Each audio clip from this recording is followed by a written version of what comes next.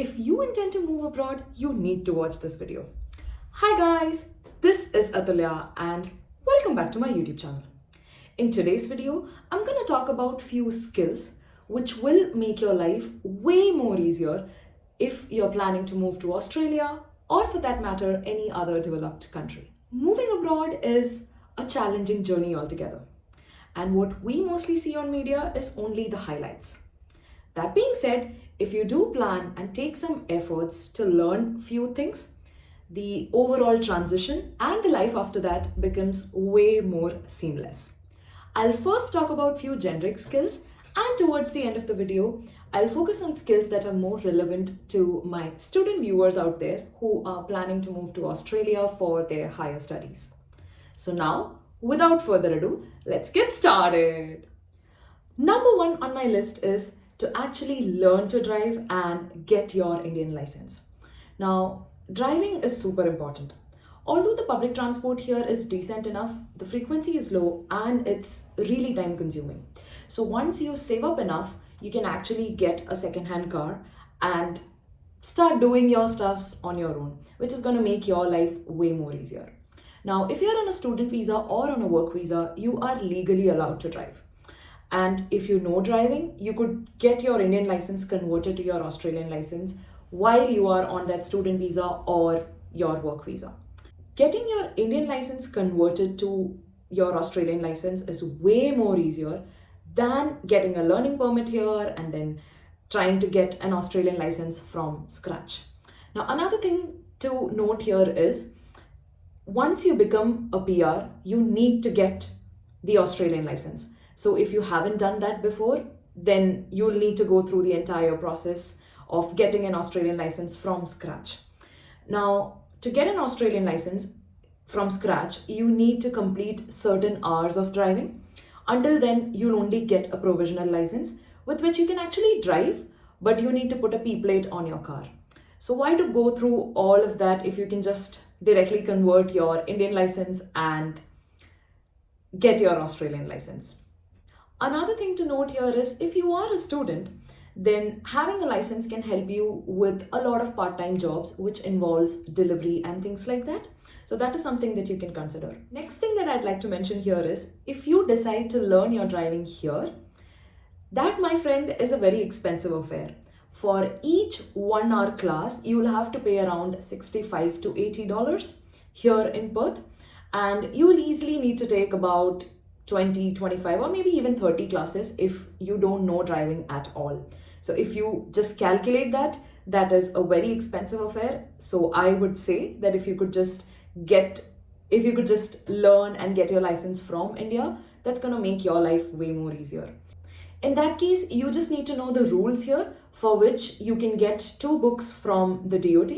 You could read through them, understand the rules, and maybe take 1 or 2 classes just to get yourself accustomed with the rules and the roads here, and then just appear for the test.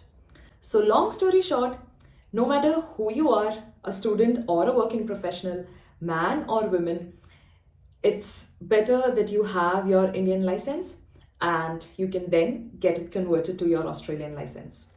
Second on my list is to learn to communicate well in English. In saying that, I'm trying to say that you need to be able to express yourself in English in any given situation, be it a social gathering or a workplace meeting or at your school or university, or for that matter, any other place. So if you do have a good grasp over the language, that's going to make your life way more easier. I'm not trying to say that you need to learn the accent here. Rather, if you could just speak and express yourself in plain English, that's also going to do the job. I would say an easy way to get better at English in today's day and age is to just start consuming content in English. Be it movies, series, or watching YouTube videos, just try to stick to English. That's going to make this process easier. And of course, even now, you do spend a lot of time on this, so why not also make sure that it's gonna help you when you eventually move abroad. Third on my list is to actually get good at small talks. Now, small talks is an interesting and an important part of Aussie culture. So, if you do get better at it, it's going to help you a lot. So, by small talk, what I'm trying to say is when you meet a person, you should be able to have a small conversation with that person.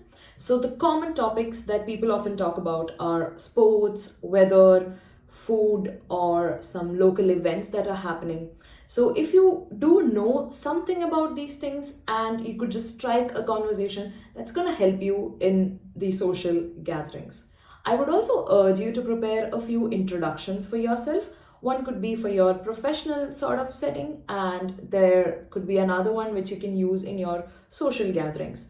So, when you initially move here, you will be in a process where you're trying to meet people, trying to make friends, and during those times, if you are confident in who you are and if you have a few introductions prepared for yourself, that's gonna spark that conversation and you'll have a more seamless conversation with people.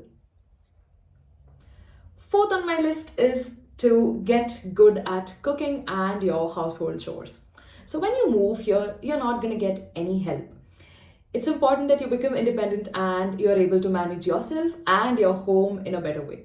So, if you do know cooking, that's going to save a lot of money. And of course, when you're cooking at home, it's going to be way more healthier as well. Second thing would be the household chores. Now, for this, you'll have a lot of help in terms of the machines. You'll have a dishwasher, you'll have a washing machine, you'll have vacuum cleaner. But it is important that you know how to use these. And it's important that you plan things properly so that you're not spending a lot of time and yet getting everything done on the right time. So, knowing some basics and a little bit of experience can be very handy and is going to make your journey way more fruitful. Fifth point on my list is to be open-minded and become extremely adaptable.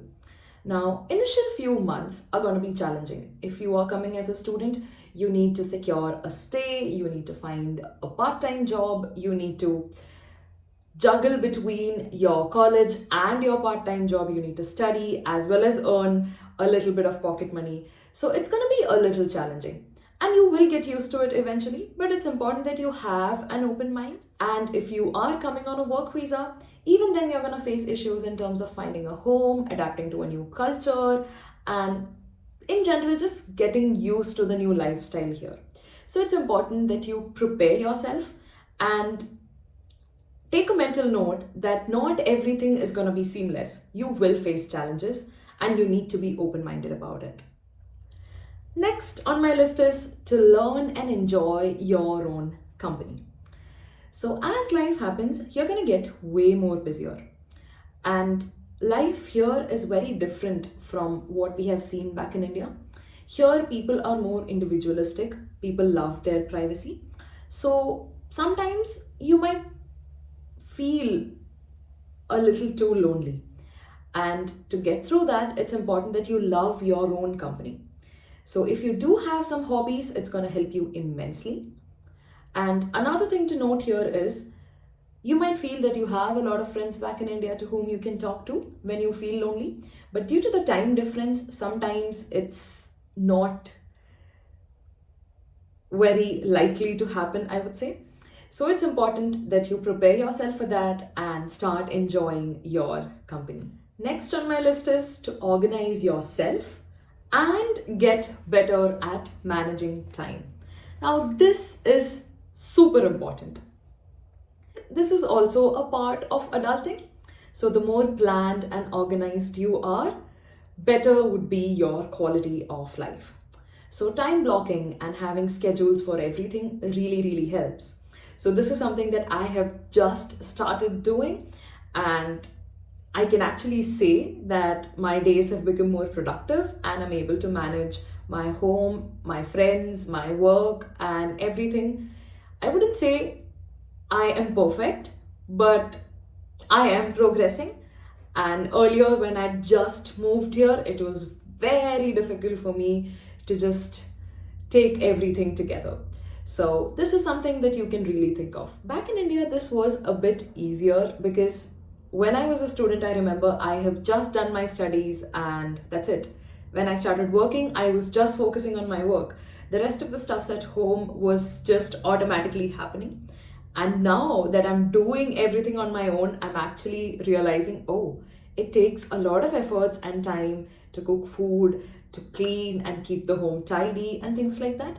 So it's important that you have schedule for everything. And if you could also learn blocking times and having a calendar, having fixed schedules, it's going to help you immensely. Like they say, if you fail to plan, then you plan to fail. So this is extremely true when you start living abroad on your own.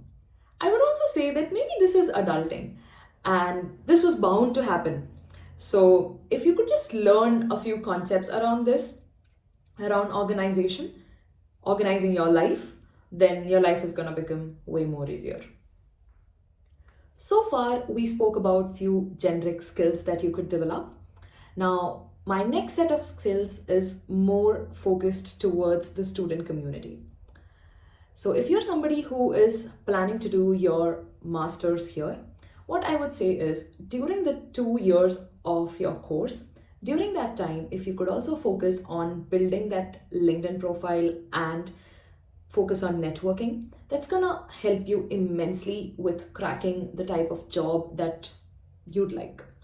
So I'm sure that you already know that here colleges do not bring companies. You need to find your own first job. And getting that first job is a bit difficult and a bit challenging. So if you take those 2 years to build that LinkedIn profile, build a professional network, talk to people, attend those networking events, that will definitely help you with cracking a very good job right after your college. That is one. So my second point is more focused towards your part-time job so that you can also earn a pocket money to take care of your living expenses. Now, you can definitely consider your traditional part-time jobs like delivering food, waiting tables, customer service representative or sales representative and things like that. But I would say that you can also focus on the freelance market, which is already booming. So if you do have some skills like say digital marketing or video editing or graphic designing, or for that matter, it could be as simple as designing some Canva templates. So these are very easy to learn and you could quickly monetize this. So all you need to do is just register yourself on some freelance websites and start taking small gigs. So initially they might not pay you as much, but eventually as you do take more projects, your pay is also going to increase. So this is something that you can consider. And when I'm saying this, these things are not very difficult. All you need to do is a little bit of research and try and understand what is going to work for you. You could take something as simple as doing a voiceover. So essentially what I'm trying to say is also explore the freelance market.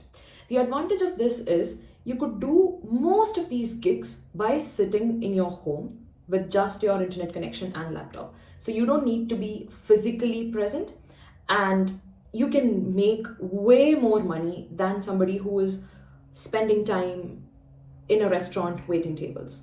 So that is something that you can definitely consider.